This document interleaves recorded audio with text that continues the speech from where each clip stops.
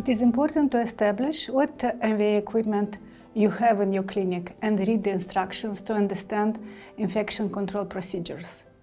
All instruments designed for multiple use must be high-level disinfected or sterilized prior to first use and after each procedure. Check whether the equipment is sterile on arrival or if any part of it needs processing.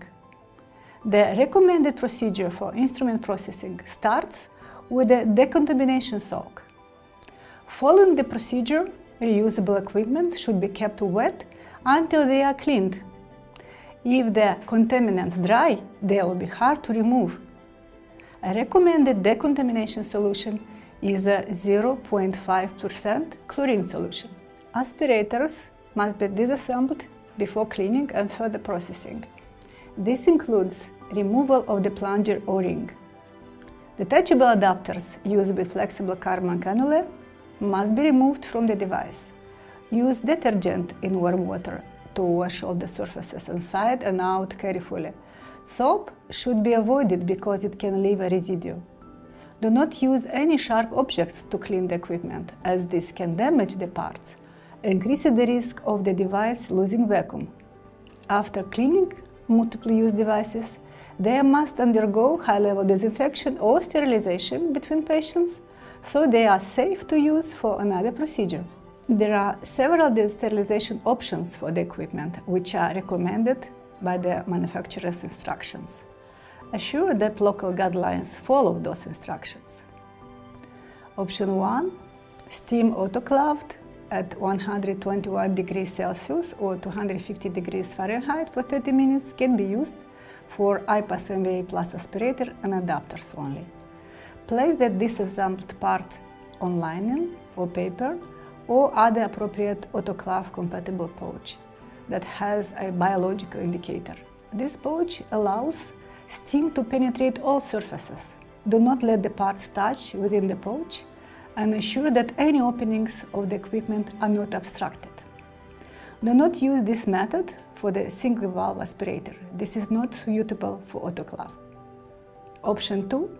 It can only be used for IPAS MVA Plus aspirator and adapters. Completely immerse the disassembled parts in Sporex 2 or the equivalent for 6 hours. Read the manufacturer's instructions when to discard the solution. This may be done by using results from the Sporex test vials. Option 3. Sterilization may be used for all multiple-use devices. The disassembled parts are completely immersed in 2% glutaraldehyde solution for 10 hours or Sidex. For high-level disinfection, the following methods can be used for the IPAS MVA Plus aspirator and adapters.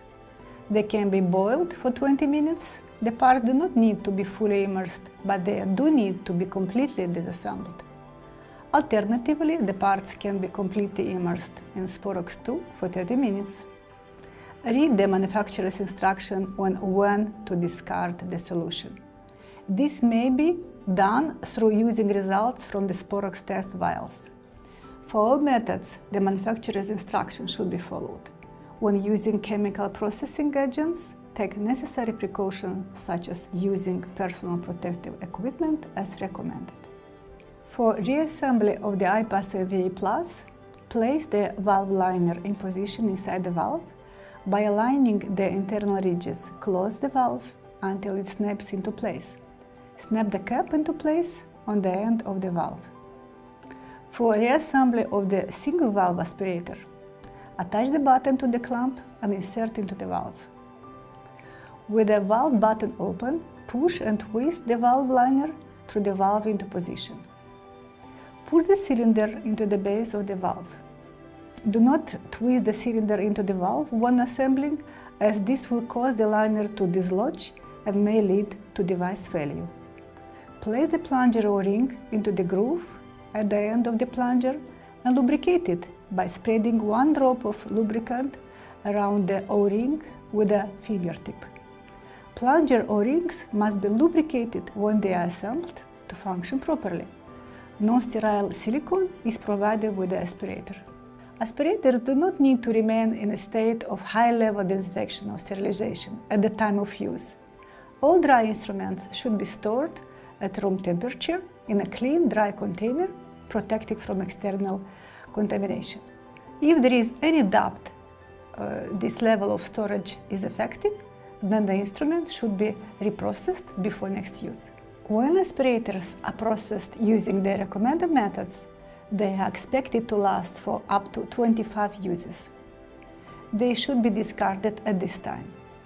They must be discarded and replaced at any time if they become brittle, cracked, broken, if there are mineral deposits that inhibit the plunger movement, if the valve parts become cracked, bent or broken, or if there is any suspicion that the aspirator no longer holds the vacuum.